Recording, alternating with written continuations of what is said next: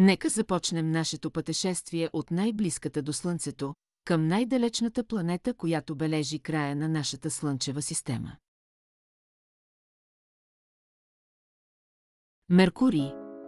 Първата планета от Слънцето и най-малката планета в нашата Слънчева система. Тя е с диаметър около 4880 км, което я прави дори по-малка от Луната. Меркурий няма атмосфера, така че температурите на повърхността му варират драстично, от над 430 градуса по Целзий през деня до минус 180 градуса по Целзий през нощта. Планетата е покрита с кратери, подобно на Луната, а гравитацията ѝ е около 38% от Земната.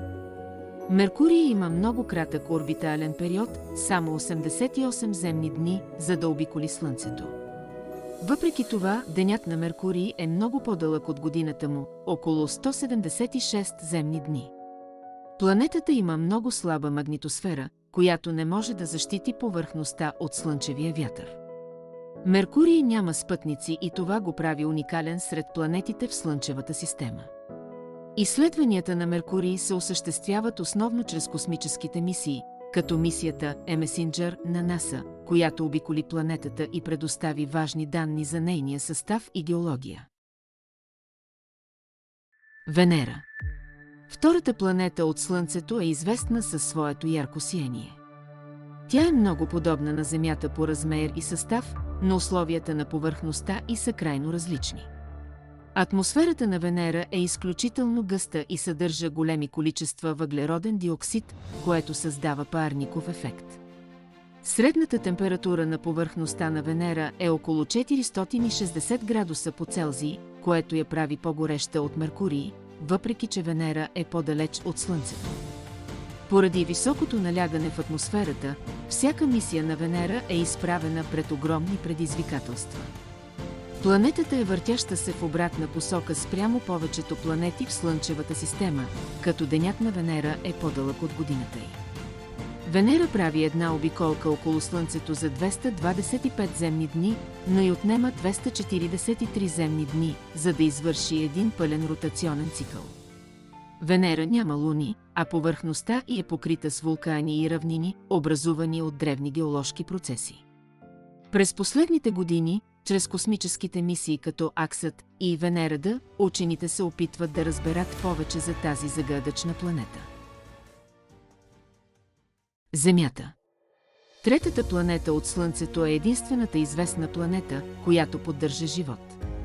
Тя има диаметър от около 12 742 км и е съставена от твърда кора, течни океани и атмосфера, която съдържа кислород и азот. Земята е уникална в Слънчевата система поради наличието на вода в течно състояние, което е основен фактор за живота. Земята обикаля около Слънцето за 365,25 дни, което формира една година. Заедно с това, тя извършва и въртене около собствената си ос, което води до създаване на ден и нощ. Въртенето на Земята е наклонено под ъгъл от 23,5 градуса, което причинява сезонните промени в климатичните условия. Атмосферата на Земята е съставена предимно от азот 78% и кислород 21%, като малки количества аргон, въглероден диоксид и други газове също присъстват. Тази атмосфера играе важна роля за защита на планетата от вредни слънчеви лъчи и регулиране на температурите. Земята има един естествен спътник – Луната, която е отговорна за редица природни явления, като приливите и отливите. Луната се намира на разстояние около 384 400 км от Земята. Земята е дом на безброй видове животни и растения и притежава разнообразие от екосистеми, от тропическите гори до арктическите ледници.